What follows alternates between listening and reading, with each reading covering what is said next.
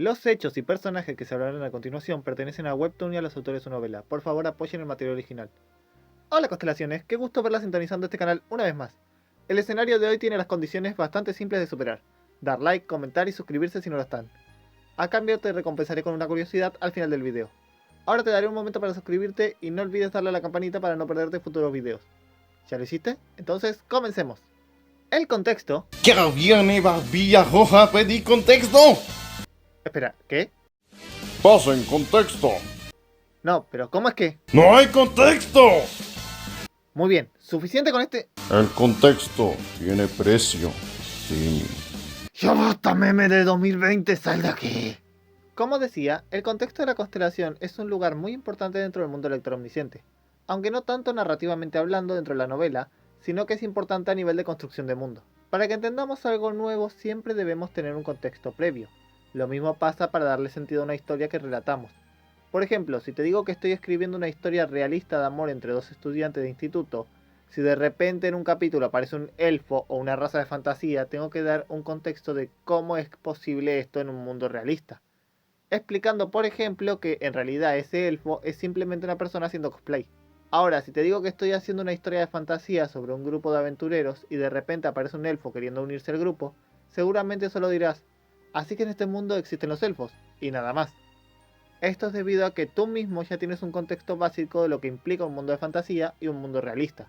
Y por tanto, no te parece raro que aparezca algo en uno que sí te parecería raro que aparezca en el otro. En el caso de Electroomnisciente, desde el noveno escenario, el líder del paraíso le dice a la jueza de la destrucción que las constelaciones no son más que seres que están en escenarios muy adelantados, es decir, que no están fuera de los escenarios. Y miran desde un lugar muy elevado cómo batallan las personas en escenarios más bajos. Pero, ¿cómo funciona esto?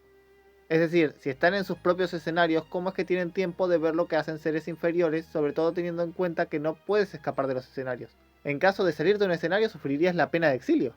Es que están en medio de una batalla contra un monstruo legendario y de repente dicen, espera un momento, tengo que ver qué locura se está haciendo mi calamar favorito.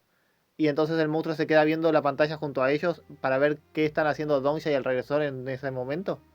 Obvio que no, esto es ridículo. Seguramente las constelaciones pueden darse una pausa de los escenarios, es decir, no salís de los mismos, pero tampoco estás obligado a estar en ese momento completando un escenario. Es allí donde entra el contexto de las constelaciones. Este es un lugar al que solo puedes acceder luego de superar el escenario 46, demostrando que tienes el poder mínimo para compararte con una constelación de grado histórico, siendo una ciudad donde habitan las constelaciones con sus cuerpos físicos reales, o algunas simbólicos, ya que hay constelaciones que son demasiado poderosas dependiendo en qué contexto de la constelación estés. Porque sí, existe más de una ciudad con este nombre. La primera ciudad, llamada el contexto de las constelaciones, está en los escenarios entre el 47 y el 69, y su poder ronda entre el rango histórico y legendario, mientras que el segundo contexto está entre los escenarios del 70 en adelante, donde ya puedes encontrar algunas constelaciones míticas, mientras que estas no estén en el escenario 99, como es el caso de Zeus o Odín, que encontraron su camino al último escenario y dejaron abandonados a todos los demás que no fueran lo suficientemente fuertes para seguirlos. Obviamente, esto no implica que constelaciones de rango mítico no puedan estar en el primer contexto de las constelaciones. Metatron, para dar un ejemplo, fue visto en el primer contexto de las constelaciones y esta es una constelación mítica de Edén. Pero entonces, ¿cómo funciona esto? ¿Por qué alguien tan fuerte como Metatron es de rango mítico, pero puede pasearse con su cuerpo real libremente? Y personajes que solo están en el rango legendario como los 12 dioses del Olimpo, solo pueden estar en su forma simbólica dentro del contexto de la constelación, como se mostró en la reunión que tuvieron cuando estaban haciendo la gigantomaquia, ya que todos ahí estaban en sus formas simbólicas hablando, mientras que Metatron en su propia tierra, en Edén, estaba con su cuerpo real. Es más, los de Olimpo solo pudieron tomar sus verdaderas formas cuando ya estaba el evento de gigantomaquia en marcha, por la gran cantidad de probabilidad que se les dio para ese evento. Bueno, para saber eso se tiene que tener en cuenta tres cosas. Número 1, el propósito por el que existe esta ciudad. Número 2, el poder de los Dokkaebi y la influencia de las constelaciones en esta ciudad. Número 3, la posición de Eden como nebulosa comparado con las demás nebulosas. Comencemos con el propósito real de la ciudad. El contexto de las constelaciones existe por el imaginario colectivo que llena la información que no aparece de forma tácita en una historia. Por ejemplo, si en una historia digo que los ángeles descendieron para proteger a los humanos, todos entenderán sin que yo se los diga directamente que estos vienen del paraíso o el Edén, como prefieran decirles. Todo esto sin que yo tenga que aclararlo porque es algo que otras fuentes de información ya nos dejaron entendido. Probablemente con el ejemplo que di al inicio del video, si yo te digo que un elfo decide volver a su hogar, ¿qué te imaginas que es su hogar? ¿Una cueva en una montaña con túneles subterráneos? ¿Una ciudad súper avanzada tecnológicamente? ¿O un bosque, donde nació el árbol sagrado? No creo que necesite dar respuesta a esto porque todos ya tenemos en el imaginario colectivo de dónde vienen los elfos. Por el contrario, si viniera de un lugar diferente a ese lugar que todos conocemos, entonces ahí tendría que dar el contexto de por qué viene de ese lugar. Así es como nace el contexto de las constelaciones. Es una ciudad que se conecta a todas las narrativas para llenar la información que éstas necesitan. Mas sin embargo, en este lugar no reside ninguna nebulosa. Esta es una ciudad para constelaciones independientes que no tiene una afiliación, o para las encarnaciones que aún no tienen el poder para entrar en los dominios de la nebulosa real. En esta ciudad podrán descansar y reabastecerse de productos y habilidades que se venden, y al mismo tiempo participar en diversos eventos que son organizados en esta ciudad. Asimismo, una vez llegas al contexto de la constelación, se retoma algo que había ocurrido en los escenarios del 11 al 20, que es el hecho de poder elegir no seguir el escenario principal de forma convencional, aunque con una pequeña diferencia, siendo que en los escenarios del 11 al 20 podrías elegir no participar en el escenario principal de tu planeta y pedir a una constelación que te dé un escenario personal, solo para ti y para nadie más. Sin embargo, esto era un arma de doble filo, ya que si bien el escenario personal te daba mejores recompensas, si los que quedaban en tu mundo no son capaces de despejar el escenario principal, tú al volver te encontrarías con tu mundo completamente destruido, y entonces te volverías como un residente del mundo de los demonios, una persona que perdió su mundo y vive olvidado por los Dokabi, porque una vez que se falló el escenario principal, los Dokabi se marcharían a otro lugar. Pero en el contexto de las constelaciones no es un riesgo tan extremo. Lo que sucede aquí es que ya no tienes que seguir un orden en los escenarios, por lo que puedes hacer el escenario 49, saltarte al 68 para luego hacer el 50. Sin embargo, para pasar al próximo contexto de las constelaciones requieres tener todos los demás escenarios completados sin importar el orden. Por último, la función más importante de esta ciudad es que tiene repartidos por todos lados portales que te llevan a los planetas, mundos o realidades donde residen las nebulosas, o en su defecto las sedes de las mismas. Esto último lo explicaré en el punto 3. Siendo que algunos portales están a la vista, como es el caso de Olimpo, que incluso tiene carteles para indicarte que ese es el portal hacia su nebulosa, y otros están escondidos y debes hacer varias cosas para activarlos, como es el caso de Edén. Pasando ahora al punto 2, debo explicar cómo es la interferencia de los Dokabi en esta ciudad y la influencia de las constelaciones en la misma. Debido a que hay un límite en el número de Dokabis que la oficina puede desplegar al mismo tiempo, esta ciudad es de las pocas donde la influencia de los Dokabi es significativamente menor, dándole casi toda la autoridad a las constelaciones para manejar los asuntos dentro de la ciudad. Por ejemplo, la casa de subastas es algo en el que los Dokkabi apenas interfieren, dándole todo el control a las nebulosas, quienes se turnan para ser los encargados de la gestión, seguridad y promoción, teniendo a los Dokkabi simplemente que gestionar el canal e interviniendo solo si un evento importante y digno de transmisión ocurre dentro de la subasta.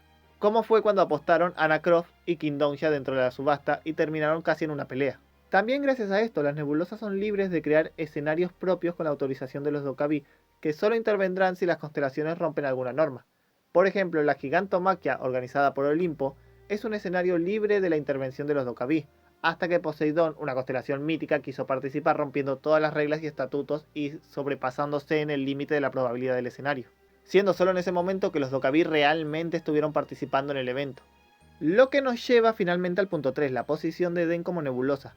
Si bien la fuerza de Edén es algo que no se debe subestimar, siendo que Metatron, al igual que Olimpo, puede crear y dar escenarios a otros seres, como fue el caso de Surya, el dios de la luz de Vedas, que tras perder su nebulosa, visitó a Metatron para que éste le diera un escenario, o Uriel, que trajo corderos para Edén luego de malinterpretar una orden que le dio el escribano del cielo, la escala de los escenarios nos deja ver la diferencia de influencia y poder que hay entre ambas nebulosas, siendo que Olimpo y su gigantomaquia es muy superior en comparación a Edén y sus escenarios de cazar demonios y búsqueda de corderos descarriados. Dongxia en un punto de la novela menciona que no todas las nebulosas están al mismo nivel.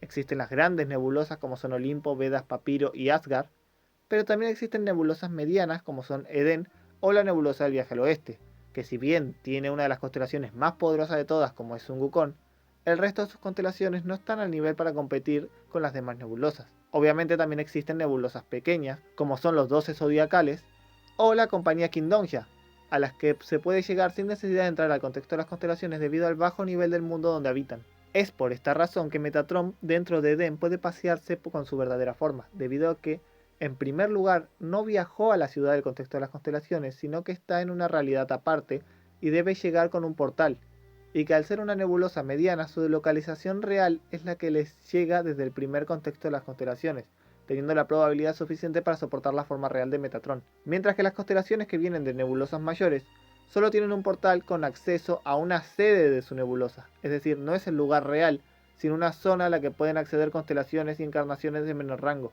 Por eso es que, en mi opinión, tienen menor probabilidad en estos lugares, y por eso también se ven obligados a moverse con sus formas simbólicas en cualquier lugar que no sea dentro de la gigantomaquia, siendo que la verdadera localización del Olimpo debe estar seguramente en el segundo contexto de las constelaciones, ya que al ser una nebulosa más grande, el mundo en donde estos habitan debe estar en un lugar mucho más avanzado. Aunque también se puede elegir no crear un portal de tu nebulosa y que por obligación para llegar a la misma debas tomar otros medios. Creo que esto es lo que pasaba con la nebulosa de Sun Wukong, ya que si bien no se considera una gran nebulosa, el poder de Sun Wukong solo ya es tan poderoso que ni siquiera podría moverse fuera de los escenarios menores al 90, aún luego de dividirse en 4 su poder, ya que recordemos que simplemente uno de los 4 Sun Wukong, solo con su sola presencia en descenso de constelación, es decir, ni siquiera era su cuerpo simbólico o su cuerpo real, casi destruye todo cuando luchó contra la distancia indescriptible, luego de la batalla que fue la guerra de santos y demonios. Siendo tal el nivel de poder de Sun Wukong que este tiene que enviar clones inferiores a una décima de su poder, como fue para el banquete de las constelaciones. Por lo mismo, si una encarnación de Vilucha accediera a su mundo, podría morir con solo ver el cuerpo real de Sun Wukong. Por esa razón creo que ni siquiera dejaron portales en los contextos de las constelaciones. Y bueno, eso es todo lo que puedo decir sobre estas ciudades. Después de todo, el lector omnisciente fue algo que pasó muy rápido y no se llegó a dar bastantes detalles sobre qué eran los contextos de las constelaciones. Recuerden que todo esto es mi interpretación de los hechos de la novela. Después de todo, casi toda la información fue una recopilación de algunos datos que tuve y los tuve que hilar uno por uno. Así que si tienen algo más para aportar sobre estas ciudades, díganlo en los comentarios también. Dicho eso, felicidades por completar el escenario, ahora se computará su recompensa. Los autores de la novela han llegado a decir que Ju Won-hyuk no tiene oído musical, por lo tanto, este nunca podría volverse un músico o cantante. Lo que hace más gracioso el hecho de que constantemente compare a Dongja con un idol, ya que si bien estos pueden ser modelos o actores, lo normal es que se los asocie con bailarines y cantantes. Y bueno, eso es todo por este video. Antes de irme, me gustaría pedirles que observen los videos que están en pantalla y si no los han visto, les den clic y los observen. También son de lector omnisciente y les he puesto todo el amor posible. Dicho eso, el Rey Dokkaebi se despide y les desea que tengan la bendición de las historias. Adiós.